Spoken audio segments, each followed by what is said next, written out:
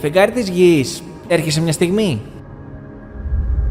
Τι φάση με την Αφροδίτη, γιατί... ξέρεις. Είναι υπηρέτης της γης. Ναι, αυτό. Ξέρετε, δεν μπορούσα να ακούσω καλά τη συζήτηση, μιας και έγινε κατά τη διάρκεια της μέρας, αλλά κάτι σαν να άκουσα για το όνομα της Αφροδίτης και την πραγματική του σημασία. Και είναι τόσο τροπιαστικό ώστε να γίνει η Αφροδίτη υπηρέτης της γης. Ναι, και μάλιστα νομίζω πως η γη εκβιάζει την Αφροδίτη για να κρατήσει το μυστικό της. Τώρα θέλω στα αλήθεια να μάθω. Αλλά λογικά κανείς από τους δύο δεν πρόκειται να μας πει. Γεια σας, Τρόφατσα. Γεια σας, πλανήτες.